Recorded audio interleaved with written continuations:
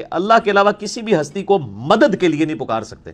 ایاک نعبد و ایاک نستعین، اے اللہ تیری ہی عبادت کرتے ہیں، تجھی کو مدد کے لیے پکارتے ہیں. ہم آپ کو بتاتے ہیں آپ نبی علیہ السلام کے گستاخ ہیں جو نبی علیہ السلام سے آپ مانگ رہے ہیں، حالانکہ ہمارے نبی علیہ السلام ہمیں یہ تعلیم دے کے گئے ہیں کہ ہر مشکل اور پریشانی میں اللہ سے مانگنا ہے. آپ نبی علیہ السلام سے مانگ کر رسول اللہ کے بہت بڑے گستاخ بن رہے ہیں کیونکہ آپ کی تعلیمات کے خلاف ہے.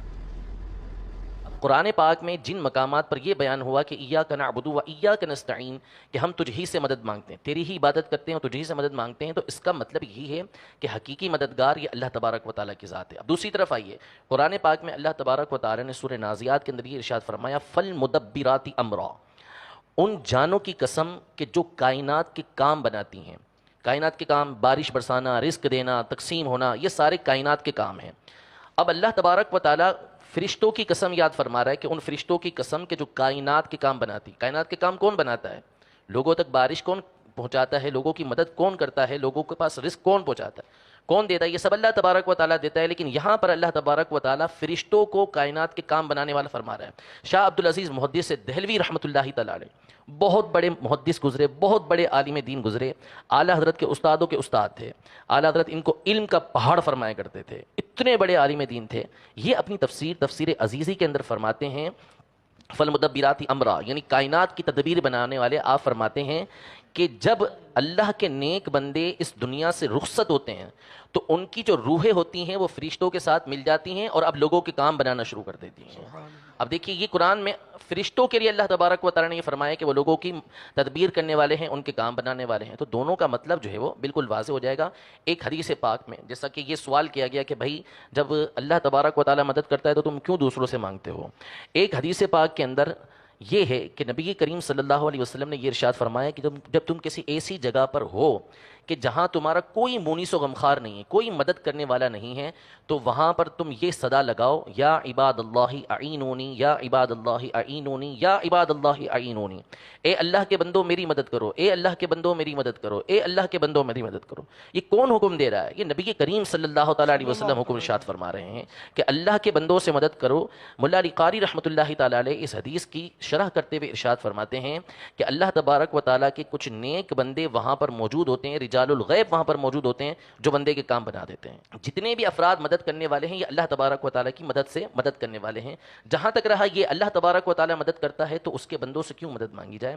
ایک حدیث پاک بخاری شریف کی ہے، کتاب الزکوٰۃ کے اندر نبی کریم صلی اللہ تعالیٰ علیہ وآلہ وسلم نے اپنے صحابہ سے یہ ارشاد فرمایا کہ جب کوئی سائل سوال کرنے کے لیے آئے نا تو تم اس کی سفارش کیا کرو. سوال کر رہا ہے وہ نبی کریم صلی اللہ علیہ وسلم سے، لیکن نبی کریم صلی اللہ علیہ وسلم صحابہ کو فرما رہے ہیں تم اس کی سفارش کیا کرو. وجہ یہ ہے کہ تمہیں اس کا اجر دیا جائے گا، حالانکہ اللہ نے جو اپنے نبی کی زبان پہ فیصلہ فرمانا ہے وہ فرما دیا ہے. اب صحابہ کو ترغیب یہ دی جا رہی ہے کہ آپ کو کوئی سائل سوال کرنے کے لیے آتا ہے تو تم اس کی سفارش کرو تاکہ تمہیں اس کا ثواب حاصل ہو، حالانکہ وہ براہ راست نبی کریم صلی اللہ علیہ وسلم سے مانگ سکتا تھا. یہ صحابہ کو ترغیب دی. قرآن پاک میں اللہ تبارک و تعالیٰ نے یہ ارشاد فرمایا کہ یا ایھا الذین آمنوا اتقوا اللہ وابتغوا الیہ الوسیلہ، اے اللہ کے بندو، اے مومنو، اللہ سے ڈرو اور اللہ کی بارگاہ میں وسیلہ تلاش کرو. کیا ضرورت ہے ہمیں اللہ کی بارگاہ میں وسیلہ تلاش کرنے کی؟ کیوں تلاش کریں؟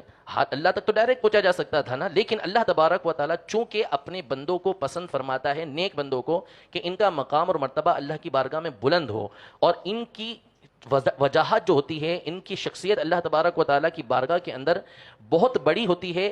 تو اس لیے اللہ تبارک و تعالیٰ نے یہ ارشاد فرمایا کہ وسیلہ تلاش کر کے اللہ کی بارگاہ کے اندر پہنچو. تو یہ جو اولیاء اللہ سے مدد مانگی جاتی ہے، یہ انبیاء سے مدد مانگی جاتی ہے، یہ نبی کریم صلی اللہ تعالیٰ علیہ وسلم کی تعلیمات میں سے ہے. خود نبی کریم صلی اللہ علیہ وسلم نے اس کا حکم ارشاد فرمایا، اور اس کی وجہ یہ ہے کہ اللہ تبارک و تعالیٰ اس بات سے خوش ہوتا ہے کہ اس کے نیک بندوں کی تعظیم و تکریم کی جائے. یہ ان سے مدد مانگنا، ان کی تعظیم و تکریم کرنا ہے. اور حقیقت کے اندر ان سے مدد مانگنا، یہ ان سے مدد مانگنا نہیں ہے بلکہ ان کے وسیلے سے اللہ تبارک و تعالیٰ سے مدد مانگنا ہے. اور وہ قرآن کی آیت میں حکم فرمایا کہ وابتغوا الیہ الوسیلہ، اللہ کی بارگاہ میں پہنچنے کے لیے وسیلے کو اختیار کرو. اسی طرح حدیث پاک بہت ساری سندوں کے ساتھ یہ حدیث پاک ہے فتاوی رضویہ کے اندر کہ اطلبوا الخیر عند حسان الوجوہ، یعنی وہ چہرے کہ جو عبادتوں کی وجہ سے پر رونق ہو چکے ہیں، خوبصورت ہو چکے ہیں، ان سے جا کے اپنی حاجتوں کو طلب کرو. یعنی اس حدیث پاک کے اندر حکم دیا گیا کہ نیک لوگوں سے اپنی حاجتوں کو طلب کرو، اور پھر آپ صحابہ کرام علیہم رضوان کے عمل کی طرف آتے جائیں تو آپ کی آنکھیں کھلتی چلی جائیں گی۔ تو اس طرح اگر واقعات کو بیان کرتے جائیں تو سینکڑوں واقعات اس طرح کے موجود ہیں کہ جس میں صحابہ کرام علیہم رضوان نے نبی کریم صلی اللہ تعالیٰ علیہ وسلم سے ایسی مددیں مانگی ہیں کہ جس کا ہم تصور بھی نہیں کر سکتے۔ ایک صحابی رضی اللہ تعالیٰ عنہ، ان کا ہاتھ نکل گیا۔ اب بعض لوگ کہتے ہیں نا کہ یہ تو ساری جتنی بھی مددیں تھیں یہ دنیاوی مددیں ہیں، ایک صحابی کا ہاتھ نکل گیا تو اب ہونا کیا چاہیے؟ کسی طبیب کے پاس جائیں، کوئی ڈاکٹر سے اس کو سلوائیں، لیکن وہ نبی کریم صلی اللہ علیہ وسلم کی بارگاہ میں حاضر ہوا اور عرض کیا کہ میرا ہاتھ نکل گیا ہے۔ حضور علیہ الصلوۃ والسلام نے اپنا لعاب دہن اس پہ لگایا، ان کا ہاتھ جڑ گیا بالکل۔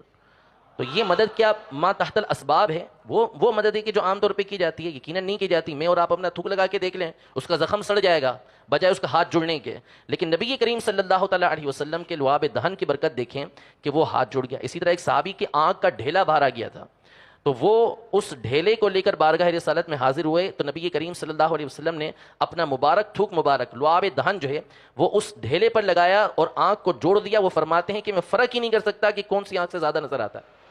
تو یہ وہ مددیں ہیں کہ جو صحابہ کرام علیہم رضوان زندگی میں بھی حضور علیہ الصلوۃ والسلام کی ظاہری زندگی کے اندر بھی مانگتے رہے اور وصال ظاہری کے اندر بھی مانگتے رہے ہیں۔ تو اللہ رب العزت جل وعلا ہم سب کے عقیدے کی جو ہے وہ حفاظت فرمائے۔ تو قرآن کی تمام آیات کو دیکھ کر ہی عقیدہ بنتا ہے، اور یہ عقیدہ بزرگ اپنی کتابوں کے اندر عرصہ دراز پہلے بیان کر کے جا چکے ہیں۔